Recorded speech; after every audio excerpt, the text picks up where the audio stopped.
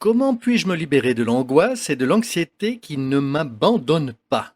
Ce programme a été enregistré à l'origine par Ricardo Melo de l'Institut Namasté le 8 mai 2020.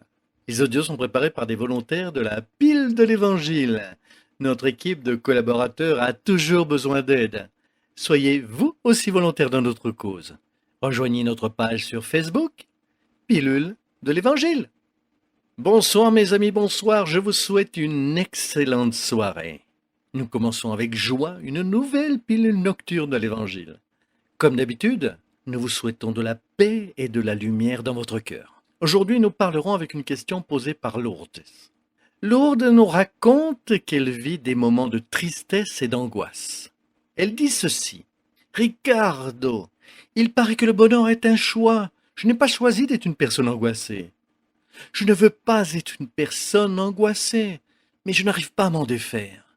Je veux être heureuse, mais tous les jours je me réveille avec le sentiment que je n'y arriverai jamais à changer ma vie. Que dois-je faire? Par où dois-je commencer? On y va. Lourdes, ma chère amie, voici la première chose à faire. Il est très important de savoir que chacun d'entre nous a des défis existentiels, des problèmes qui sont proportionnels à ce que nous pouvons supporter. Ne croyez jamais que Dieu, en son infinie miséricorde, permettrait que nous vivions des expériences, même si bizarres seraient-elles, sans qu'il y ait un but utile beaucoup plus grand. Il est certain que nous n'arriverons pas toujours à voir tout de suite le pourquoi de chaque situation. Cela m'arrive à moi et cela m'arrive souvent. C'est la maturité avec la sagesse qui nous ouvre les yeux. Je pense que vous savez cela. Combien de fois vous regardez une expérience que vous avez vécue dans le passé et à l'époque vous ne l'aviez pas comprise? Vous vous êtes peut-être révolté avec le divorce, la perte d'un emploi ou d'autres situations qui énervent, quelles qu'elles soient, et des années après, vous en riez et vous dites « Mon Dieu, heureusement que cela m'est arrivé, autrement je n'aurais pas rencontré une autre personne ou un autre travail. » Avec la maturité, nous comprenons que ce qui fait mal aujourd'hui ne durera pas pour toujours. La peine d'aujourd'hui est la réponse de comment, émotionnellement, nous observons le défi de notre vie. C'est la réponse émotionnelle que nous arrivons à avoir devant le défi de la vie. La preuve que la peine ne dure pas, c'est quand nous changeons notre vision par rapport à elle, à mesure que nous devenons matures. Alors, qu'en pensez-vous? Je viens de donner un exemple. Il y a des événements de votre enfance que vous trouviez insupportables et aujourd'hui, quand vous les racontez, vous en riez. Alors, pourquoi pensez-vous que d'ici 10 ou 15 ans, quand vous regarderez ce que vous vivez maintenant, vous continuerez à souffrir? Probablement les choses se résoudront toutes seules. Lourdes, celui qui devient mature spirituellement, commence à avoir une vision plus élargie et l'Évangile entre en scène. Il nous rend l'espoir, il nous montre que le hasard n'existe pas, que nous évoluons. La certitude de l'immortalité de l'âme et la spiritualité supérieure nous le montrent si bien. Nous rend la sensation que nous pouvons et devons assumer le contrôle de nos choix et de notre vie.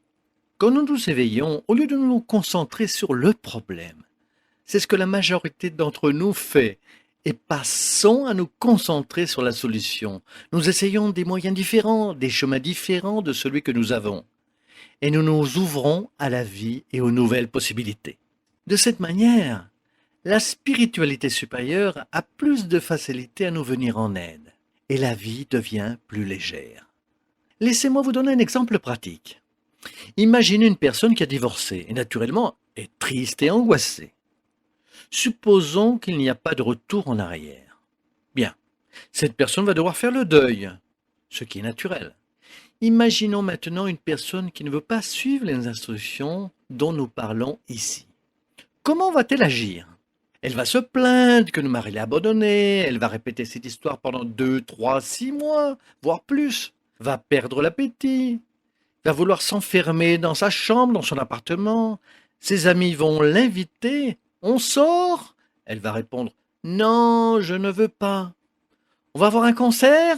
Non, je ne veux pas. On va prier? Prier? Ah, si Dieu existait, rien de tout ça me serait arrivé. La personne assume le rôle de victime. Elle choisit de rester dans sa peine. Peut-être que inconsciemment, elle n'a pas choisi cette peine. Elle n'a pas choisi le divorce. Elle était peut-être malheureuse, mais ne voulait pas divorcer. Pourtant, elle préfère faire durer sa peine. Comment? En ne voulant pas guérir. Vous êtes d'accord? Quand nous ne voulons pas vivre, modifier notre comportement, chercher l'antidote à nos maux pour pouvoir aller de l'avant, nous faisons un choix, celui de rester collé à la peine. Et ce qui est pire, on se plaint de cette peine. Par contre, nous voulons avoir un résultat différent. La pilule de l'évangile de ce soir n'invite pas seulement notre chair lourde, mais aussi chacun d'entre nous à mouvementer et à aller à la recherche de la vie que nous désirons et aller toujours de l'avant avec la foi en Dieu et arrêter de nous concentrer sur ce qui ne va pas bien. Parfois la personne dit « Ma vie ne change pas ». Bien sûr, la personne se lève déjà triste en pensant que rien ne va. Elle répète les mêmes erreurs. Elle dit toujours les mêmes phrases négatives. Comment veut-elle que sa vie change?